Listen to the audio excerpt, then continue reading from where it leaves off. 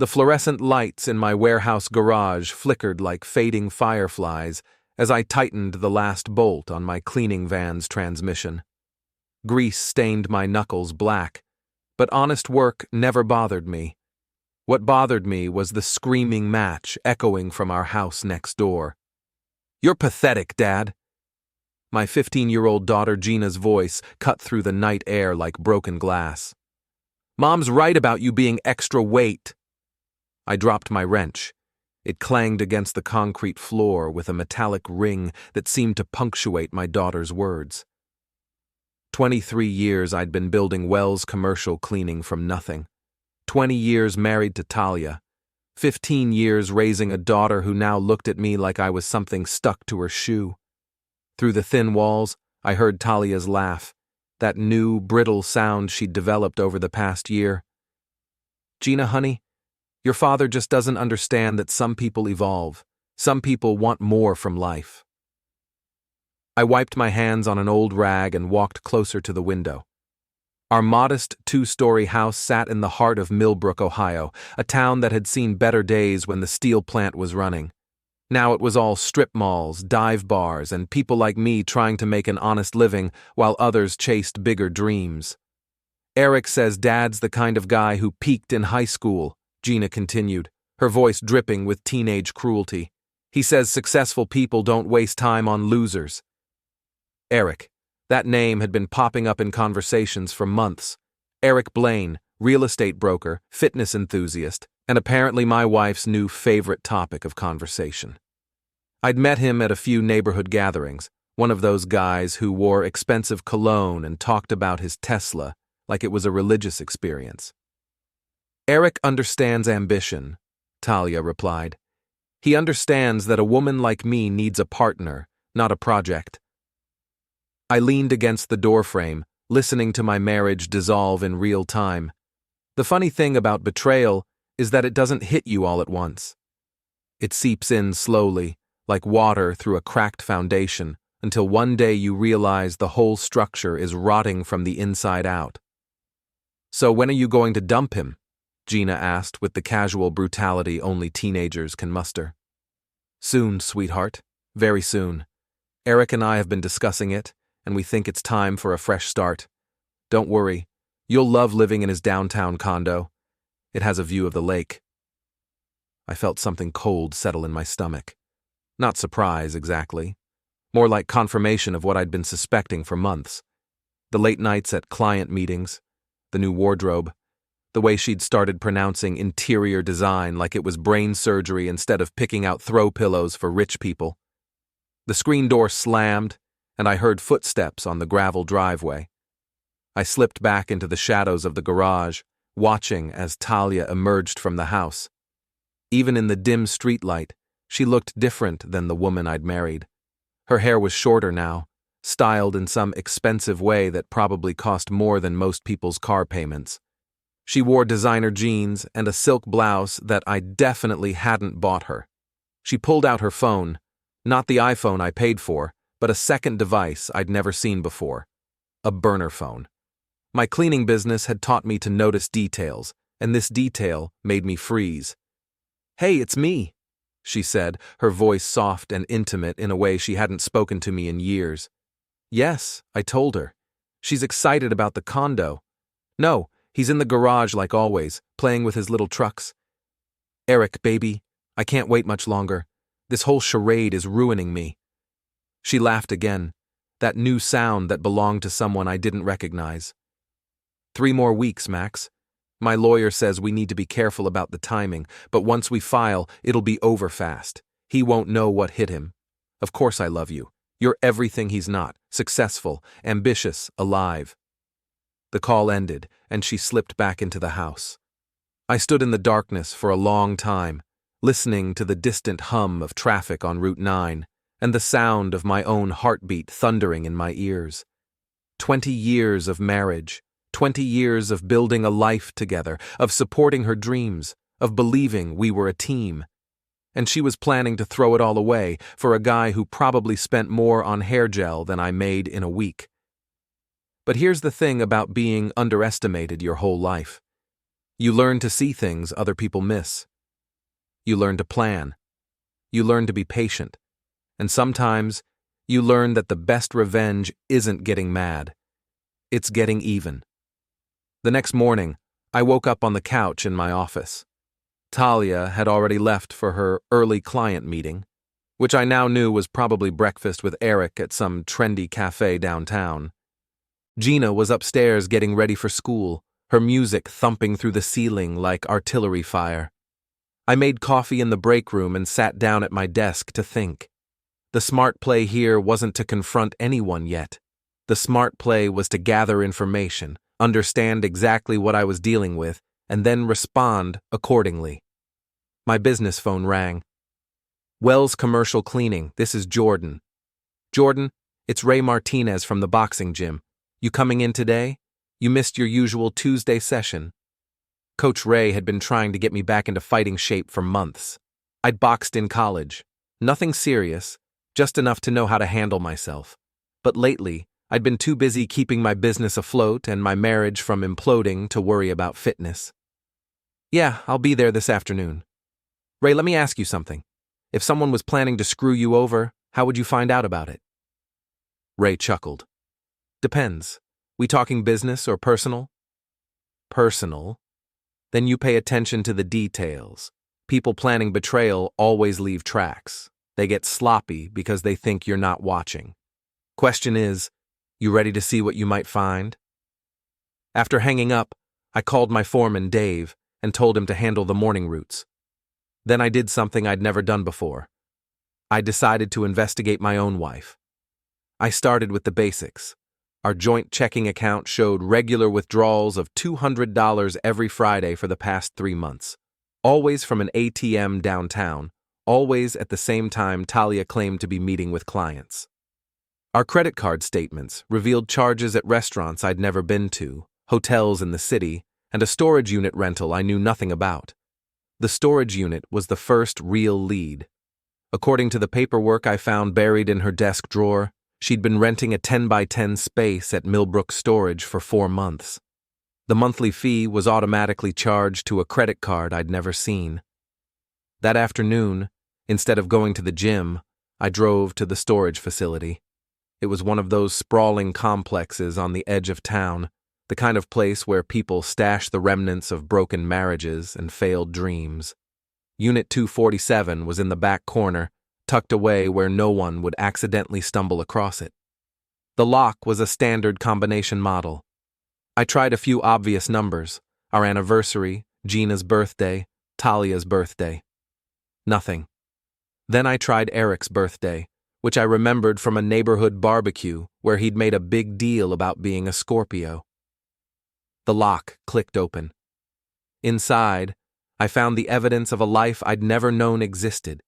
Boxes of expensive lingerie, still in shopping bags, photo albums filled with pictures of Talia and Erik at restaurants, hotels, even a weekend trip to Chicago I'd thought she'd taken with her business partner Vivian. Love letters written in Talia's handwriting, detailing their plans for the future. Their future, which apparently didn't include me. But the real gut punch was the legal documents, divorce papers, already filled out and ready to file. A detailed asset assessment that listed our house, my business, and even my retirement account, and a consultation summary from a divorce attorney that laid out exactly how she planned to take me for everything I was worth. According to her lawyer's notes, Talia was claiming that she'd been an equal partner in building my business, which was legally questionable at best, since she'd never worked a day for the company. She was also planning to argue that our house should be split 50-50, despite the fact that I'd paid the entire down payment with money I'd saved before we got married. The final document in the stack was a post-nuptial agreement we'd signed 5 years ago when I'd expanded the business. I'd insisted on it to protect the company if anything ever happened to our marriage. Talia had signed it without reading it carefully, probably because she never thought she'd need to worry about divorce. But I'd read it very carefully.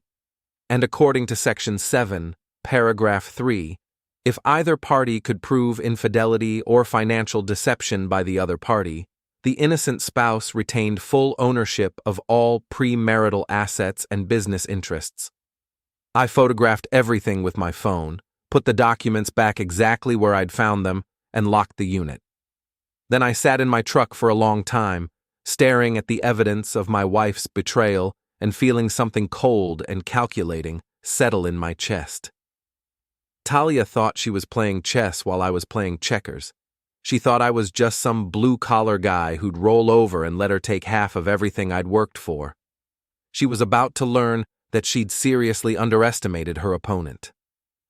3 days later, Talia asked me to help her set up for a charity auction at the Millbrook Country Club. It was for some cause she'd gotten involved with. Something about funding art programs in schools. The kind of event where wealthy people bid ridiculous amounts on donated items so they could feel good about themselves while writing off the expense on their taxes. "I really need your help with this, Jordan," she said over breakfast, using the sweet voice she'd perfected for getting her way. "Vivian's crew can't handle all the heavy lifting, and you know how important this event is for my reputation." Vivian Drake was Talia's business partner and best friend, a sharp-tongued woman who'd never liked me much. She ran the business side of their interior design firm while Talia handled the creative aspects. Together, they'd built a decent reputation among Millbrook's upper-middle-class crowd. "Sure," I said, not looking up from my coffee. "What time do you need me there?" 3 o'clock. The auction starts at 7, so we'll need to get everything set up and arranged. Oh, and Jordan, try to dress nicely. These are important clients. The country club sat on a hill overlooking Millbrook Lake, a sprawling complex of manicured lawns and old money pretensions. I'd been there a few times for business events, always feeling like an imposter in my off-the-rack suits and work-calloused hands. When I arrived, I found Talia directing a small army of volunteers in setting up display tables and arranging donated auction items. She looked radiant in a way I hadn't seen in years, her face animated with genuine excitement. For a moment, I almost forgot about the storage unit and the divorce papers and the burner phone calls.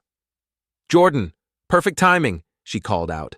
"Can you help move those paintings to the wall display? And be careful, some of them are worth more than your truck." The casual insult stung, but I kept my expression neutral. I was here to observe, not to start a fight. I lifted a large abstract painting, the kind that looked like someone had sneezed paint onto a canvas, and carried it to the designated wall space. That's when I saw Erik. He was standing near the bar, looking perfectly at home in his tailored navy suit and Italian leather shoes. His dark hair was styled with the kind of precision that suggested a standing appointment at an expensive salon, and his smile had the practiced warmth of a professional salesman. "Jordan, good to see you, buddy," he called out, approaching with his hand extended. "Talia told me you were helping out today. That's great of you to support the cause." I shook his hand, noting the firm grip and the Rolex watch that probably cost more than most people's annual salary. "Just doing my part," I said. "That's what I love about this community," Erik continued, his voice carrying just a hint of condescension. "Everyone pitches in according to their abilities. Speaking of which, I donated a weekend at my lake house for the auction. 3 bedrooms, private dock, hot tub. Should bring in some serious money for the kids." As he talked, I watched Talia across the room. She kept glancing in our direction, her expression tense. When Erik excused himself to check on something, she hurried over to me. "What were you two talking about?" she asked, trying to sound casual. "He was telling me about his lake house donation. Sounds nice."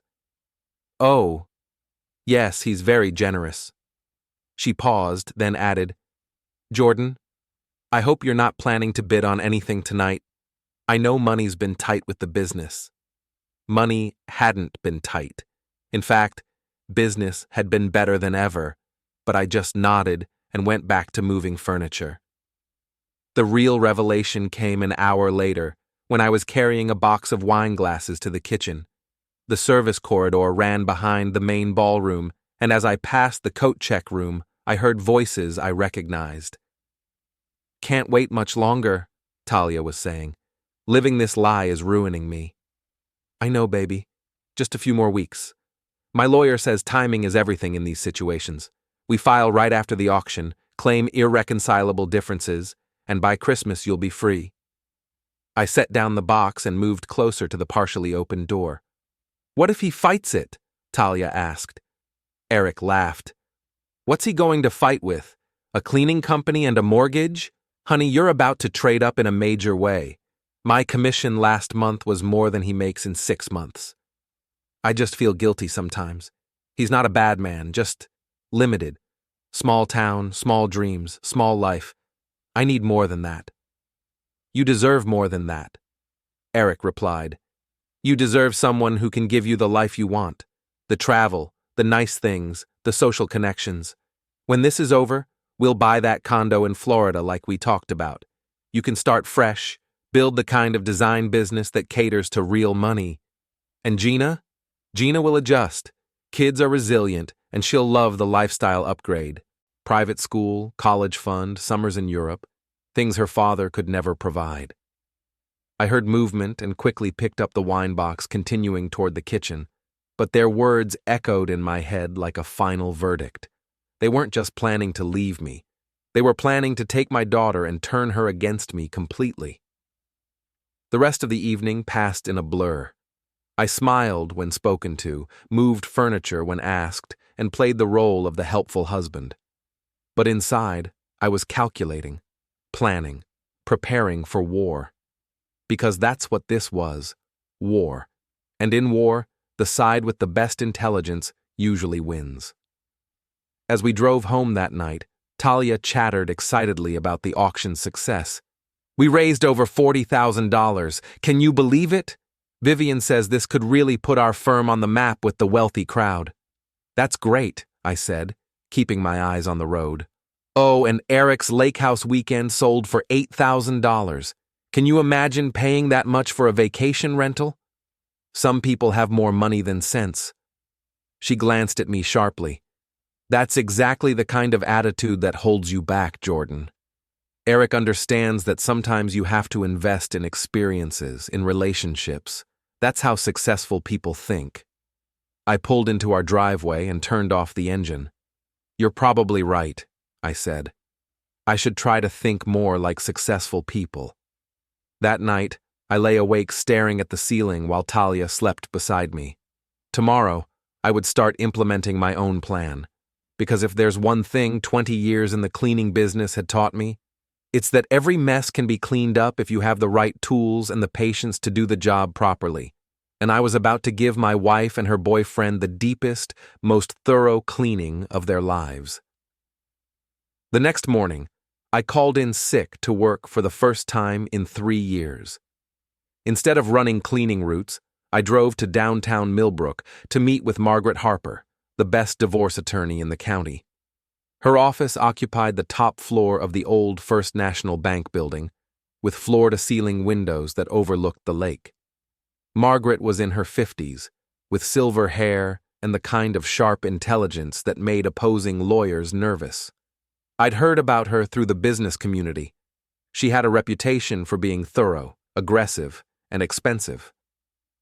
Mr. Wells, she said, gesturing to a leather chair across from her mahogany desk. You mentioned on the phone that you needed to discuss a domestic matter. How can I help you? I pulled out my phone and showed her the photographs I'd taken at the storage unit. My wife is planning to divorce me and take me for everything I'm worth. I need to know what my options are. Margaret examined the images carefully, her expression growing more serious with each document. This is quite a collection of evidence. How did you obtain these? The storage unit is paid for with a credit card on our joint account. Legally, I have access to anything purchased with marital funds. Clever. And this post-nuptial agreement, do you have the original? In my safe at home. She signed it 5 years ago when I expanded my business. Margaret leaned back in her chair. Mr. Wells, if these documents are authentic, your wife has made several critical errors. First, she's documented her infidelity in writing. Second, she's hidden assets and made financial plans without disclosure. Third, She's violated the terms of your post-nuptial agreement. What does that mean for me? It means that instead of losing half your assets, you could potentially retain everything you owned before the marriage plus full ownership of your business. She could walk away with only her personal belongings and whatever she can prove she contributed to the household. I felt a grim satisfaction settle in my chest. What do I need to do? Document everything. Financial records, evidence of the affair, proof of her deception. The more evidence you have, the stronger your position. But Mr. Wells, she fixed me with a stern look. Everything must be obtained legally. No breaking and entering, no theft, no harassment. Can you handle this within those parameters? Absolutely. Over the next 2 weeks, I became a man obsessed. I tracked Talia's movements, documented her lies, and built a case that would have made a private investigator proud. I installed a small recording device in her car, legally since it was registered in my name, and captured hours of phone conversations with Erik. The recordings were devastating. They discussed their plans in detail, how they'd met 6 months ago at a real estate conference, how their affair had started, how they'd decided I was an obstacle to be removed. Erik bragged about his income and promised Talia a lifestyle I could never provide. She complained about being stuck with a blue-collar husband who didn't understand her ambitions. But the most damaging recording came when they discussed Gina. Talia admitted that she'd been poisoning our daughter against me for months, feeding her stories about my failures and Erik's success. They planned to move Gina into Erik's downtown condo and enroll her in private school, effectively cutting me out of her life. The kid will come around, Erik said on the recording. Once she sees what real success looks like, she'll understand why her mother made the right choice. I also discovered that Vivian, Talia's business partner, was more involved than I'd initially realized. She'd been helping coordinate the affair, providing alibis for Talia's absences, and even lending her apartment for their meetings. Worse, she'd been embezzling money from their design firm to fund Talia's new wardrobe and lifestyle. The financial investigation revealed that Talia had been systematically hiding assets for months. She'd opened secret accounts, transferred money from our joint savings, and even taken out a credit card in my name without my knowledge. According to my calculations, she'd stolen nearly $30,000 from our household finances. But perhaps the most shocking discovery came when I hired a private investigator to look into Erik's background. The man Talia thought was her ticket to a better life had his own secrets. He was leveraged to the hilt, with massive debts on his condo, his car, and his lifestyle. His real estate business was struggling, and he'd been using client escrow accounts to cover his personal expenses, a practice that could cost him his license and potentially land him in prison. Erik wasn't looking for love. He was looking for a financial bailout, and he thought Talia's divorce settlement would provide it. Armed with this information, I made my final preparations.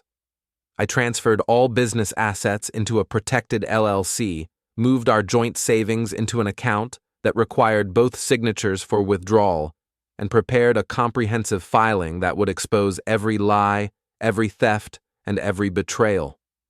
The irony wasn't lost on me. Talia thought she was playing a sophisticated game, but she'd made the classic mistake of underestimating her opponent. She saw a simple cleaning company owner and assumed I was simple too. She was about to learn that simple and stupid are two very different things. On a Thursday evening, exactly 3 weeks after the charity auction, I came home to find Talia and Gina in the kitchen, discussing weekend plans. Talia was making her famous lasagna, the same dish she'd made for our first anniversary, back when she still looked at me like I was someone worth loving. "There's my hard-working husband," she said, kissing my cheek with practiced affection. "How was your day?" "Productive," I said, setting my briefcase on the counter. "Very productive."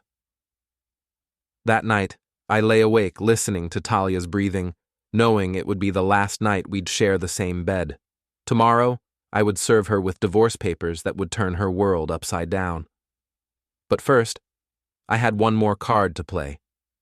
Friday morning arrived gray and drizzling, the kind of October weather that made Millbrook look even more depressed than usual. I woke up early, showered, and put on my best suit, the navy one I'd bought for our 10th anniversary dinner. If I was going to destroy my marriage, I wanted to look respectable doing it. Talia was still asleep when I left the house. She'd been staying up late lately, probably texting with Erik about their future plans. I drove to my office, picked up the manila envelope Margaret Harper had prepared, and then headed to Sunrise Cafe, where I knew Talia and Erik met every Friday morning. The cafe sat on Main Street, across from the old courthouse, with large windows that offered a clear view of the street. I parked where I could watch the entrance and waited. At 9:15, Erik's silver Tesla pulled up to the curb. He stepped out looking like a magazine ad for successful living. Designer jeans, leather jacket, and that confident smile that had probably charmed dozens of women before my wife. Talia emerged from the passenger seat, laughing at something he'd said. She wore a red dress I'd never seen before, probably bought with money she'd stolen from our account. They walked into the cafe holding hands, completely absorbed in each other. I waited 5 more minutes, then followed them inside. They'd chosen a corner booth, sitting close together like teenagers. Talia's back was to the door, but Erik saw me immediately. His smile faltered for just a moment before he recovered his composure. "Jordan!" he called out, waving me over. "What a coincidence. Want to join us?"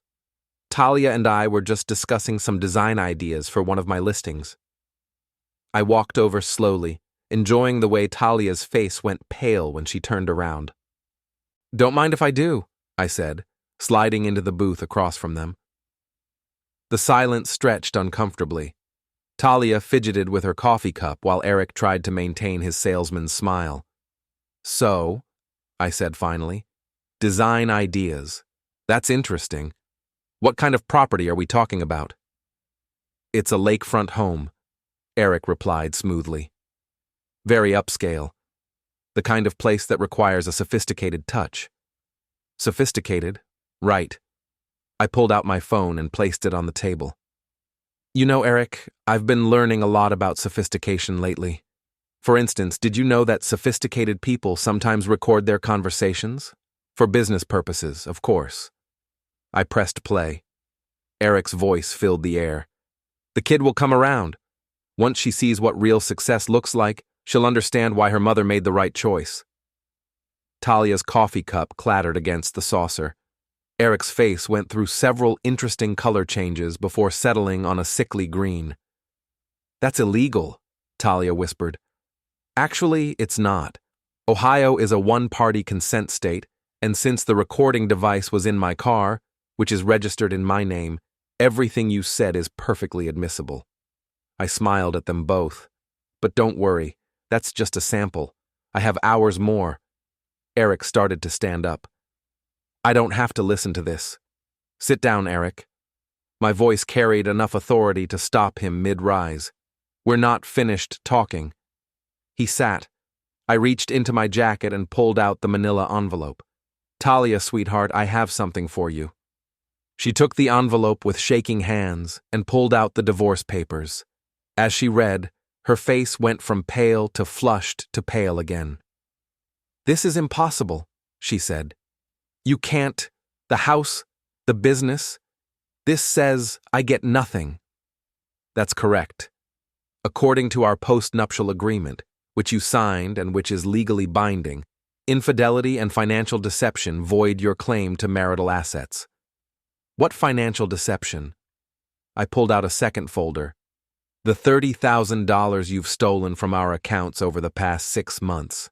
The credit card you opened in my name, the secret storage unit. Should I continue?" Erik had gone very quiet. His confident salesman persona had evaporated, replaced by the look of a man watching his carefully laid plans crumble.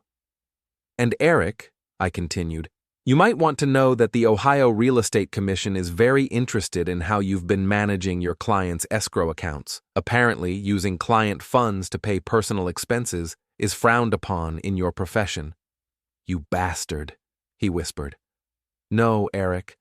I'm just a simple cleaning company owner who happens to be very good at cleaning up messes, and you two have made quite a mess."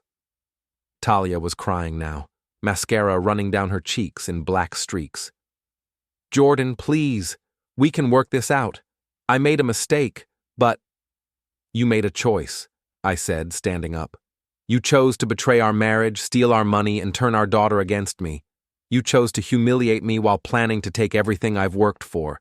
These papers are simply the consequence of your choices." I threw a $10 bill on the table. "Breakfast is on me. Oh, and Talia, you have 30 days to move out of the house. I'd suggest you start looking for somewhere to stay, because Erik's condo is about to be foreclosed on." I walked out of the cafe feeling lighter than I had in months. Behind me, I could hear Talia's voice rising in panic and Erik's angry responses. But their drama was no longer my problem. 20 minutes later, I was back home, packing Talia's belongings into boxes. I'd hired a moving company to store everything in a rented unit, paid for, of course, with her own stolen money. By the time she returned from her disastrous breakfast, I was loading the last box into the truck. "What are you doing?" she screamed, running across the lawn in her red dress and heels. "Helping you move out," I replied calmly. "The papers give you 30 days, but I thought you might want to get started early." "You can't do this. This is my house too." "Actually, it's not. The deed is in my name, purchased with money I earned before we were married. The post-nup is very clear about that." Gina appeared in the doorway, her face confused and angry. "Dad, what's going on? Why are you throwing Mom's stuff away?" "I'm not throwing it away, sweetheart. I'm helping your mother move to her new life with Erik." "Her new life? What are you talking about?" Talia shot me a desperate look. She hadn't told Gina about the affair yet, probably planning to break the news gently after the divorce was finalized. "Ask your mother," I said. "I'm sure she'll explain everything." That evening, I sat in my clean, quiet house, listening to the silence. No arguments, no tension, no walking on eggshells around someone who despised me. Just peace. My phone buzzed with a text from Margaret Harper. "Opposing counsel wants to negotiate. Apparently your wife is claiming the evidence was obtained illegally." I typed back, "Tell them to prove it, and remind them that perjury is a felony." 3 days later, Talia signed the divorce agreement without changes. She took her personal belongings, her car, and nothing else. Erik disappeared shortly after, probably to avoid the investigation into his business practices. Gina was furious with me for weeks, but eventually the truth came out. When she learned about the affair, the stolen money, and the plans to manipulate her against me, her anger shifted to her mother. 6 months later, I expanded my business into 3 new counties. A year later, I bought a small lake house, nothing as fancy as Erik's place, but it was mine, bought with money I'd earned